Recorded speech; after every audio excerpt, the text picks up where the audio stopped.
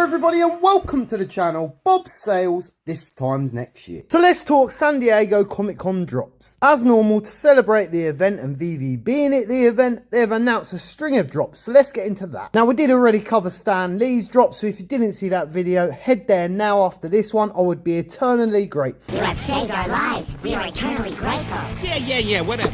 So the first drop on the agenda is the Marvel's Avengers poster, which is to celebrate 60 years of the Avengers. This item drops the 19th of July, 8 AM PT, which of course is 4 PM UK time. List price for this collectible is going to be 30 gems. The editions is going to be 1,160. This is classed as a secret rare, and the first available public mint for sale is 41. 90 editions will be withheld by Veve and the licensors. And I do believe all drops on this list are going to be waitlist. Now personally, the posters alright, but for me it doesn't have any wow factor. Editions are really high, although they're less than the previous drops of the same ilk. Now with this being a con event, I can imagine that all editions are high for the fact of onboarding new clients and ensuring people at the event have a good chance of landing. Now a good comparable for this would be last year's San Diego poster. It has 3,900 editions, so it has way more, and the current market floor price is 22 gems. Now the big difference between the two was the pricing. Last year was 60 gems and this year is 30 gems. So that's literally half the price. Half the price, half the editions. Now full disclosure, I've never really liked the posters. The only ones I've really gone for is Alien and the Chucky poster and maybe a smattering of Star Wars ones. So we'll definitely not be going for this, and I do expect the price to be the same where last year's is now sat. So around 20 to 25 gems. Next collectible we're going to take a look at is Adam Warlock. Of course, it's a Mighty Marvel. Yes, again, another Mighty Marvel. This item drops the 20th of July, 8 AM PT, which of course is 4 PM UK time. List price is the normal Mighty price of 13 gems, and edition side is actually 1,600. This is going to be classed as an ultra rare, and of course it's FA. First public mint for sale will be 41, and 90 editions will be withheld by Veve and the licensors. Now just like the posters, I have never been a poster fan, I've never been a Mighty fan. Also, with this one in particular, it's very underwhelming. There is not a lot of detail whatsoever. Now, I do know a lot of people have collected the Mighties, and I do know that they definitely have a fan base. However, I do believe that most people are just buying them as they already have the rest of the set. So what's one more? At this point, I feel most people that have collected feel obliged to buy. People do like to take the gamble for the upper class rarities. I've got to be honest, I do think this is either going to sell out or get close to selling out, but I do also think that the floor is going to sit under retail straight after the drop. Again, it's 13 gems, it's not a lot to risk, but in my opinion, it's definitely going to be a risk. Now, we do of course have a comic book drop in, and it's the Uncanny X-Men issue 137. Of course, near the title, it's listed as 1963, which is a series start date, whereas the actual publishing date is 1980s. Now, that's the first time that I've actually noticed Veve did actually include this info. Normally, I do my research for the video and then find the real publishing date, which normally doesn't tend to match the start date. It's definitely really good to see that Veve has started to clear this up. So maybe as it's a comic book convention,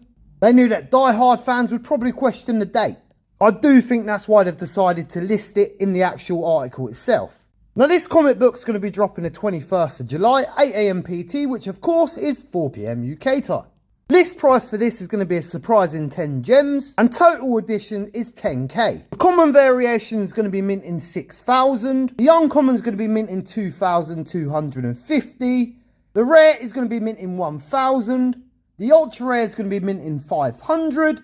And the secret rare is going to be minting 250. Of course, a total of 375 will be kept by Veve and the licensors across all rarities. Now, this is definitely a key issue, being the death of the Phoenix, but to buy a 9.6 with white pages graded, it will only set you back $200. So with that being taken into account, I'm not sure why we have the list price of 10 gems, and also why it's 10k editions. I do tend to go for all the X-Men comic drops. However, I can't justify going for this one. I do expect anything up to the rare to be under retail. I'm not going to lie, I expected a bigger comic. So the next drop on the agenda is SpiderHam. Of course, this is the first appearance. This will drop the 22nd of July, you guessed it, 8 AM PT, which of course is 4 PM UK time. List price for this collectible is a whopping 40 gems. This item is minting 1,800 editions. It's also classed as an ultra rare. Of course, first public mint for sale is 41. Literally not get any weirder. It can get weirder. I just washed my hands. That's why they're wet. No other reason. So a bit of backstory, SpiderHam first appeared in the 1983 Marvel Tales. Porker was originally a spider turned into a pig by a scientist named May Porter. So we have an Aunt May, which is May the scientist, and we have Peter, which is Porker in this case. Also, very recently, he made a screen appearance. Now, the item looks fine, but for me, it's defo too much money. And it's defo not something I'm really interested in. For me, it's like scraping the bottom of the barrel of the Marvel Universe. So a good comparison for this would be Dogpool. Dogpool had 2,777 editions, but their list price was actually 13 gems, not 40. Market value right now on that is 44 gems. These are both ultra rares, so taking all that into account, I say I predict this to be around 30 to 40 gems. So this one's very easy a pass for me. You're not going to make no profit on this, and from a collectability stance, it's not very collectible. It's a very niche market, and I don't want to be included. And last but not least, the next drop I am excited for. It's the Iron Man collectible. This drops the 23rd of July, 8 AM PT, which of course is 4 PM UK time. List price for this item is going to be 60 gems. The editions is 3,555. It's classed as a rare. Now, I do believe earlier on it was told in the comments section that this was actually going to be an FA. However, after complaining from the Veve fan, and rightly so, it does look like they've now made this a con exclusive, which is definitely the right move. Again, the first public mint for sale, of course you guessed it, is 41. And 90 editions will be withheld by Veve and the licensors. This is also animated with sound, ladies and gentlemen, and I believe it's also more detailed. Now, hands down, if you were to compare the both, this one and the Golden Iron Man, from the Golden Moment series, I would pick this all day long. The Golden Iron Man, for instance, has 12,333 editions.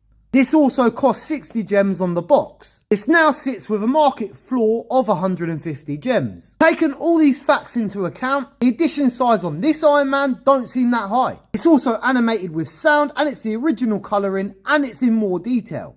I generally do believe the new one may hit the same price or just below the golden one, and that's whether it's FA or not. Speaking of FAs, let's take a look at Woody. So looking at Woody was 60 gems on the box. His edition size is 13,999. It now sits in the market at 22 gems. And this is original FA Woody. This is a character I would say has been in everyone's childhood. There's not many people that haven't seen Toy Story. Now, taking a look at the recently dropped Platinum Moment, this is also in the style of Woody, also still available in store. This only had 3,100 editions. Again, that's a lot of editions, but again, it's a lot less than the previous. Now, with both of these collectibles, I do actually like the look of both of these. The Platinum Moment is sat at 33 gems right now, non-FA. Now, you could say, yes, Bob, but the crafting helps the market price. Usually, I would agree. But last time and this time, the prices of the moments themselves didn't really seem to move. And this time, they definitely haven't been affected. So this is a prime example for me of FA does not always win. Sometimes it's based on quality, additions, and of course, usability. So for me, at a guess, I would say it's going to hit 120 mark. So for me, out of this week's drops, the Stanley is going to be a hard collect for me.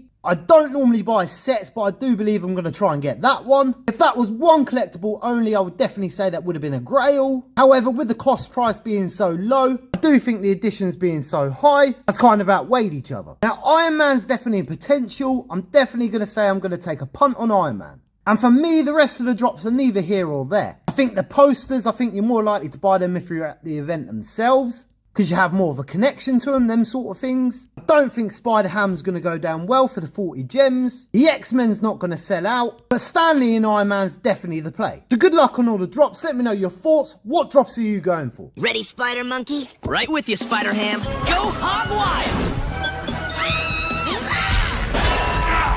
Literally not get any weirder. SpiderHam! Iron Mouse? Ain't nobody got time for that. So as always, I've been your host, Bob Sales. This time next year, we will be millionaires. A peace.